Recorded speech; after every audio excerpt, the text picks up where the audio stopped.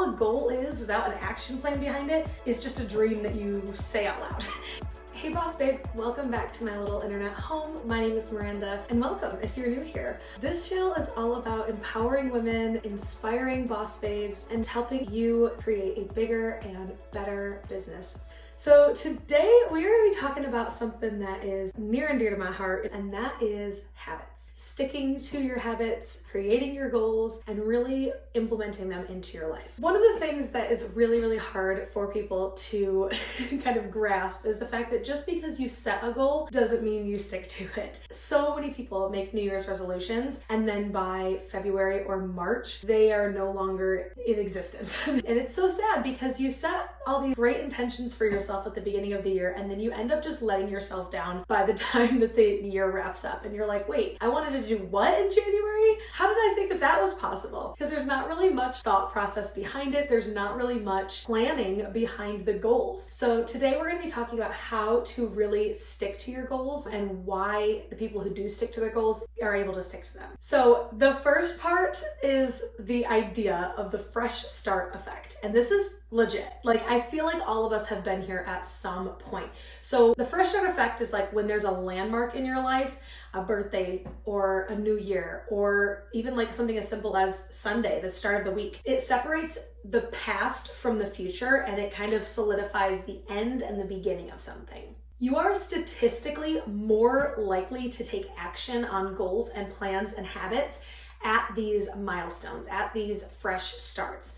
So if these are the only landmarks in your life and you're just saying on my birthday I'm going to do this, or on a new year I'm going to do this, you're really making it hard for yourself to stick to anything, because a lot of these are these yearly time periods. And then by the time that next birthday or year rolls around, you haven't really touched base with anything. You haven't really set anything into motion between one landmark and the next. So that is definitely something to think about. And the way to improve this thought process, the way to get better about this, is to create more of these fresh starts in your life. Whether it's the first of the month, the first of a new quarter, the first of the week, whatever it may be, start implementing more fresh starts in your life and you will automatically trigger that fresh start effect in your brain. I prefer to do quarterly goal setting. I think that quarterly goal setting is fantastic because it gives you these 90-day increments. You can start a habit and get a habit going in 21 days. That's what they say. It takes 21 days to really stick to a habit. And then for the entire rest of that 90 days, you're implementing that into your life.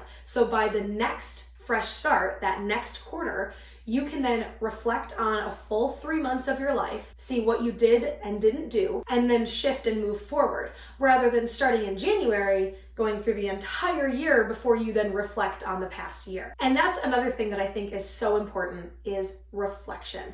Reflecting on the past and then making changes moving forward. If we aren't reflecting on what we just did, we're not really gonna know how to move forward or where to go if we don't know where we just came from. So the next step would be to create your action plan. And the action plan is so important because without actionable steps, you are not going to be able to complete the goal, because all a goal is without an action plan behind it is just a dream that you say out loud.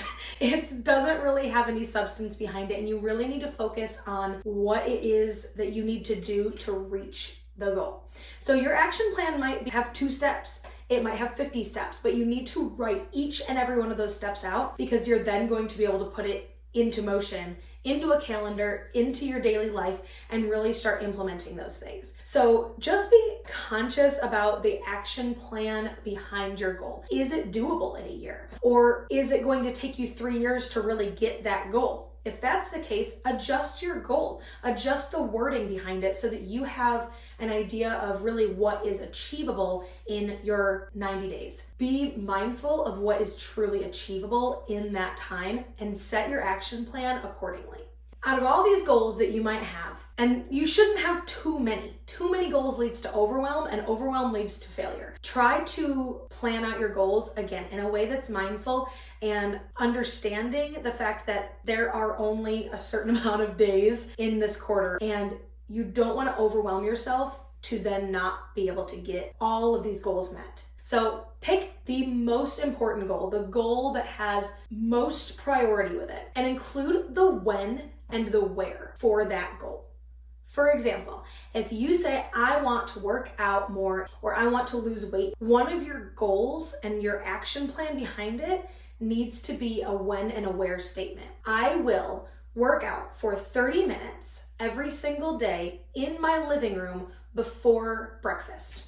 That sets you up for much more success than just, I want to work out or I want to lose weight. That doesn't really get you anywhere. That doesn't really tell you where you need to go. So this method actually increases the likelihood of follow through by 2 to 3 times, but only if you're doing it for the most important goal. If you create these when and where phrases for every single goal you have, you're going to get overwhelmed. So pick the top priority of the quarter and create that when and where statement for the top priority goal that you have. One thing that I really recommend doing is, let's say you're like me and you like to plan quarterly. I stick a sticky note on my planner for exactly halfway through that quarter. Halfway through that quarter is my day to reassess, reevaluate, and see what I'm doing. Because that's my halfway point. That's my pivot point, or my I need to take a break and figure out what's really important here. What am I doing right? What am I doing wrong? That halfway moment is a crucial moment. So with that being said, put a little sticky note on your calendar and remind yourself that you are halfway down. What do you have left to do? What have you accomplished? Again, reflecting and then refocusing. So once you've got all of that, you've got your goals, you've got your action plan, the way that you truly stick to this is by taking that detailed action plan and stick them in a calendar. Write them out. Say, I've got 50 tasks. Well, there's 90 days in this quarter, so I need to kind of break it down, let's say 1 task every 2 days. So once you figure that out, you can schedule it into your calendar and know how much time it's going to take you to get those things done. Is it doable? Is it feasible? Are you going to be able to finish this in the time that you're setting it for yourself? And again, evaluate that and see if you need to maybe extend your timeline.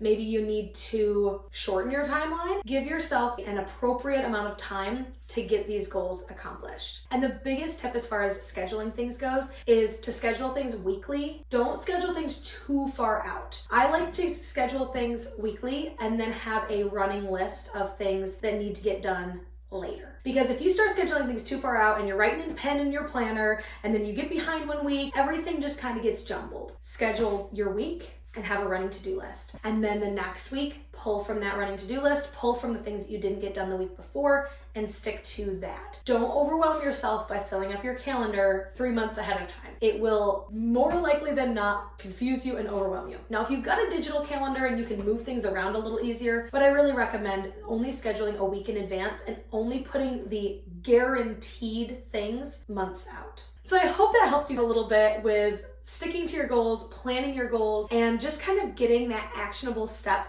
going into a new quarter. Really implementing that fresh start effect into your life is going to be a game changer when you want to level up certain aspects of your life. Having habits and having goals is so wonderful, and it makes you a much more productive member of your relationships, your life, your community, because it allows you to have something to look forward to and work towards. And having a goal and working towards something is guaranteed to lower depression, and it also boosts your mood in overall. It gives you something to really be passionate about and look forward to, and I think that that is so important for everybody to have. So let me know down below what your goals and habits are for this next period of your life, whether it's a new birthday, a new quarter, a new year, whatever it may be. Let me know down below, and I am so excited to interact with you guys in the comments and just chit chat about goals and plans. Hope you guys have a great day, and I will see you in the next one.